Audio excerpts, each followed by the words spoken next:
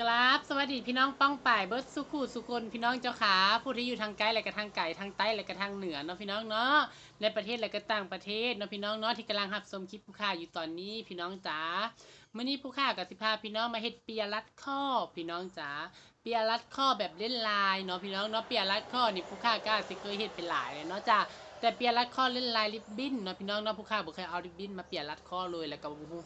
บ่ฮู้ว่าเอาริบบิ้นมาเปียรัดข้อมันสิเปียได้บ่ริบบิ้นมันจะแตกบ่เพราะว่าริบบิ้นนี่มันมีความลื่นและก็ความแข็งเด้พี่น้องมันมีความลื่นเลยกับความแข็งเวลามาเปียรัดข้อแล้วมันสิแตกบ่มันสิงามบ่หั่นน่ะพี่น้องจ๋าผู้ค่าก็บ่เคยเฮ็ดเด้อผู้ค่าขอออกตัวก่อนพี่น้องจ๋าผู้ค่าสิลองเฮ็ดเทื่อแรกว่าเอาริบบิ้นมาเปียเล่นลายน่ะมันจะออกมาสวยงามส่ำใดเนาะพี่น้องเนาะมาเบิ่งมาชมนำกันเนาะจ้าผิดพลาดอันใดก็ต้องกราบขอโทษขออภัยไว้ก่อนเด้อพี่น้องจ๋าอันนี้ที่เป็นริบบิ้นที่ผู้ค่าได้ตัดไว้เด้อพี่น้องจ๋ามื้อนี้ใช้เป็นริบบิ้นสีแดงเนาะจ้าแล้วก็จะมีใบตองที่ผู้ค่าได้เตรียมไว้เนาะ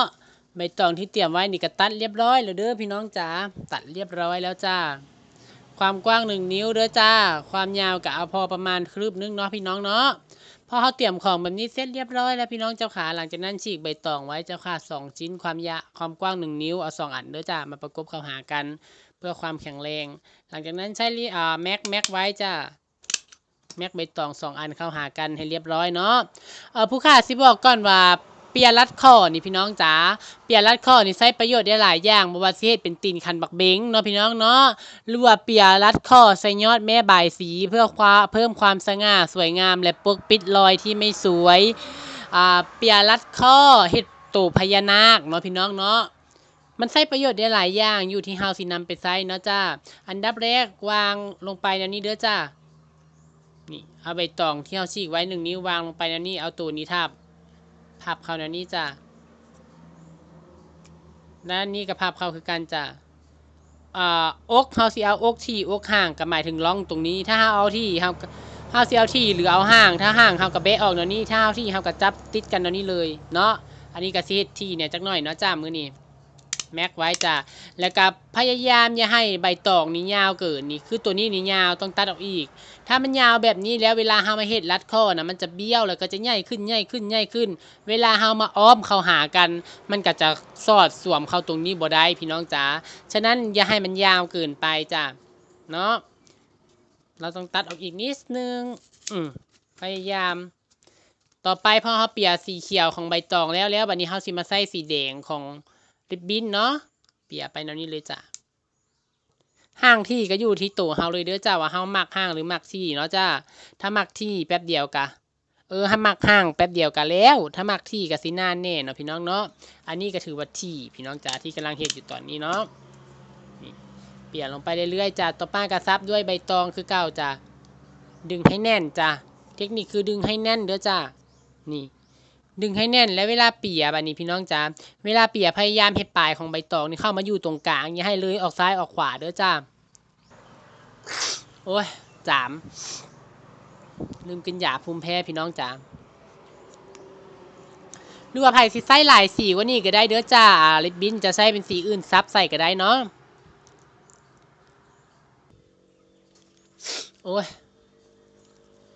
น้ำมูกไหลเปียแบบนี้ไปเรื่อยๆเด้อจ้าพยายามรักษาระดับความที่ความห่างระหว่างตัวสีริบบิ้นกับสีใบตองให้มันได้ระยะเด้อจ้าพอมันเท่ากันมันก็จะสวยนี่ระยะตรงนี้ไม่ห่างเกินไปไม่ให้ที่เกินไปเนาะจ้า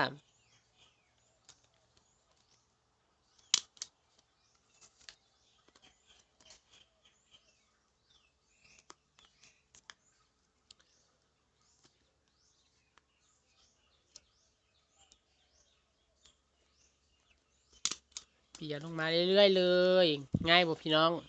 ง่ายได้พี่น้องเอ้ยไผเฮ็ดเป็นแหละก็สิมีคำว่าง่ายออกมาจากปากโลดถ้าเฮ็ดบ่เป็นเฮ็ดอะไรก็ยากเนาะมันเป็นแนวนั้นโลดเนาะสิว่ากันก็บ่ได้ดอกแต่คำตั้งใจก็เป็นพี่น้องเอ้ย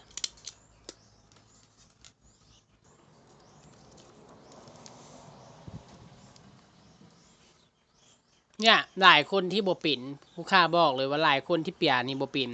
บัดนี้ผู้ค่าอยากให้เป็นเพราะว่าอย่างอยากให้เปียรัดข้อนี่เป็นซุมเจ้าเปียรัดข้อนี่เป็นนะซุมเจ้าสิเป็นหมดงานใบสีประยุกต์ผู้ ผู้ค่าสิบอกพวกงานใบสีประยุกต์ซุมือนี้เล่นลายก็เล่นลายประมาณนี้พี่น้องเล่นลายคือเล่นลายเปลี่ยนรัดข้อนี่บ่ว่าสิเป็นการห่อนิ้วใบสีบ่ว่าสิเป็นการเข้าช่อนิ้วใบสีก็สิเล่นลายประมาณนี้เบิดเป็นลายเปลี่ยนลักษณะแบบนี้เบิดเนาะแม้กระทั่งมาประยุกต์เป็นเปลี่ยนรัดข้อปกติเปลี่ยนรัดข้อยังบ่ได้มีแต่ก่อนก็มีแต่เข้าช่อแม่ใบสีแบบประยุกต์เข้าช่อเข้านิ้วแม่ใบสีแบบประยุกต์พอประยุกต์นิ้วใบสีประยุกต์เข้าช่อเรียบร้อยก็มาเริ่มพัฒนาเป็นเปียรัดข้อมาขึ้นมาเนาะ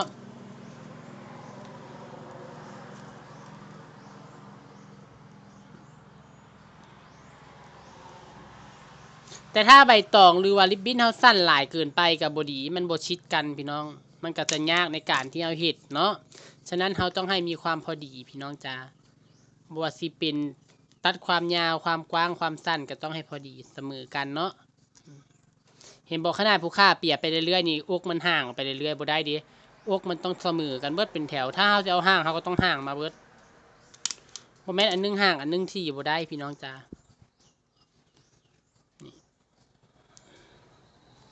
เปียมาเรื่อยๆถ้าสมมุติว่าความยาวที่เราต้องการใบตองมันสุดเท่ากับเอามาต่อใส่พี่น้องใส่ใบตอง2 ชิ้นมาต่อใส่เนาะจ้าบัดนี้ตอนนี้ก็คือว่าเฮาเปียแล้วเรียบร้อยแล้วเนาะพี่น้องเนาะแบบนี้เฮาเปียแล้วเรียบร้อยบัดนี้เฮาสิเอามาสวมเข้าฝั่งนี้เฮ็ดแนวใดพี่น้องเบิ่งเด้อนี่เทคนิคสำคัญพี่น้องจ๋าเปียก็สิบ่ได้งามปานใดเนาะพี่น้องเนาะก็ต้องกราบขอโทษขออภัยเนาะจ้าตอนนี้อย่าเพิ่งฉีดน้ำเด้อเปียอะไรก็ได้พี่น้องจ๋าเฮ็ดเป็นตัวหน้าก็สิสวยเนาะพี่น้องเนาะเทื่อหน้าเฮ็ดตัวหน้าค่อยก็สิอ่อนเหลืองคันเขียวก็สิงามเนาะพี่น้องเนาะให้เป็นตัวหน้าหน้าสิงามเปียรัดคอแนวนี้หลังจากนั้นพี่น้องจ๋าพี่น้องดึงตัวนี้ออกนี่ตัวแรกที่เฮาเปียนี่สีเขียวนี่ดึงออกไปเลยจ้ะดึงไปเลยบ่ต้องย่านขาดดึงทิ่มดึงทิ้งเลยนะคะพอดึงทิ่มแล้วพี่น้องใช้กรรไกรนี่ตัดให้จำมับกับอันที่2ริบบิ้นนี่จำมับเลยจ้ะนี่เอามือจกเข้าไปแบบนี้แย่เข้าไปดันเข้าไปสอดเข้าไปให้เป็นโพรงหรือว่าเป็นหูเข้าไปแนวนี้หลังจากนั้นก็มาตัดฝั่งนี้ออกจ้ะตัดเจียนให้มนที่สุดตัดเหลี่ยมตัดหยังออกเวลาเขาเสียบเข้าไปมันสิได้ง่ายหลังจากนั้นเขาก็โค้งเข้ามานี่โอ้ยริบบิ้นขูดเรียบค่อยมันกว่าสอดเข้าไปเลยแบบนี้ปุ๊บเนี่ยมันก็เข้าล็อกมันพอดีปุ๊บเห็นบอกแล้วถ้าสาวหลายคนนะเสียบบ่เข้ามันติดม่องนี้นี่ม่องนี่ซุมเจ้าบ่ตัดออกแล้วซุมเจ้าก็บ่ดึงอันแรกออกมันเสียบบ่เข้าซุมเจ้าต้องดึงอันแรกออกแล้วก็ตัดม่องนี้ทิ่มให้มันจับมับกันเลยเวลาสอดเข้าไปบ่มีตัวคาตัวคล้องเฮาก็ซุบปั๊บเข้าไปรวดมันได้ง่ายเด้พี่น้องบัดนี้ก็มาดัดให้เป็นรูปลักษณะทรงกลมถ้าเฮาสิเอาเป็นรัดคอก็ได้หรือว่าเฮาสิเอาเฮ็ดเป็นตีนบักเวงก็ได้เนาะแล้วบัดนี้เฮาก็ใส่แม็กบัดนี้ไปใส่แล้วแม็กก็ได้ใส่แม็กข้างหลังแนวนี้ลงไปนี่1 2 3แม็กจักลูกก็ได้เอาพออยู่แหละพี่น้องจ๋าเนาะจะใส่เป็นลักษณะแบบนี้งามบ่พี่น้องเนี่ยริบบิ้นยังอยากแตกอยู่เห็นบ่โอเคถือว่าใส่ได้เนาะพี่น้องเนาะสำหรับคลิปนี้ก็ขอบอกขอบใจเบิร์ดสุขุสุคนเนาะจ้าที่ติดตามที่รับชมเนาะจ้าก็หวังว่าคลิปนี้จะมีประโยชน์กับซุมเจ้าเนาะคนที่ผู้รับชมบ่มากก็น้อยเนาะพี่น้องเจ้าขาก็หวังว่าสิมีประโยชน์เนาะเจ้าค่ะหากผู้ค้าสอนบ่เข้าใจบ่รู้เรื่องหรือว่าผิดพลาดประการใดไปเนาะพี่น้องเนาะผู้ค้าก็ต้องกราบขอโทษขออภัยหลายๆเนาะพี่น้องเจ้าขาสำหรับเปียรัดข้อริบบิ้นเนาะเจ้าค่ะสำหรับคลิปนี้ผู้ค้าก็สิขอตัวลาไปก่อนเด้อพี่น้องเจ้าขาอยู่ดีมีแฮงเบิร์ดสุขุสุคนบ่ให้เจ็บบ่ให้ไข้บ่ให้จนเด้อเจ้าค่ะพบพอกันคลิปหน้าจ้าไปแล้วจ้าสวัสดีจ้า